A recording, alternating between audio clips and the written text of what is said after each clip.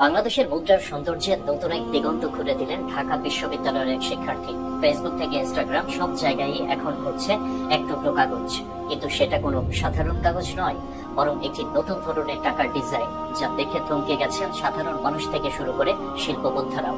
ডিজাইনটি তৈরি করেছেন ঢাকা বিশ্ববিদ্যালয়ের ছাত্র মোহাম্মদ সাদ আহমেদ, আর সেই নোট এখন সোশ্যাল মিডিয়ায় ভাইরাল।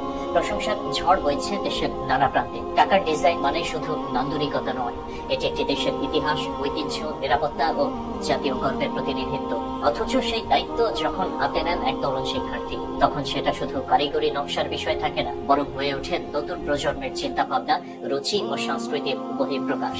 সাদের ডিজাইন করা 50 টাকার নমুনা নোট সেই গল্পটি বলে। এই ডিজাইনে রয়েছে বাংলাদেশের শিল্প ঐতিহ্যের এক ঝলঝলে প্রতীক, জয়নুল আবেদিনের সংগ্রাম চিত্রকর্ম। সাদ নিজেই বলছেন, জয়নুল আবেদিনের সংগ্রাম ছবিটি লম্বা বলে টাকার ডিজাইনার ঠিক মতো বসাতে পারেনি এবং খুব কম রেজুলেশনের ছবি ব্যবহার করেছে।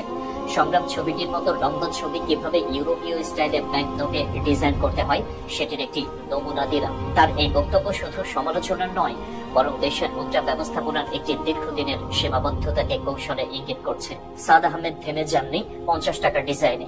মেজর জিয়াউর রহমানের 44তম শাহাদাত বার্ষিকীতে তিনি ডিজাইন করেছেন 1000 টাকার একটি নমুনা নোট, যাতে একদিকে ইতিহাস, অন্যদিকে ডিজাইনের আধুনিকতা একে অপরকে আলিঙ্গন করেছে। আর তার ডিজাইনগুলিতে জাতীয় বৃত্তের প্রতিকৃতি যেমন রয়েছে, তেমনি রয়েছে নিখুঁত ভারসাম্যপূর্ণ টাইপোগ্রাফি।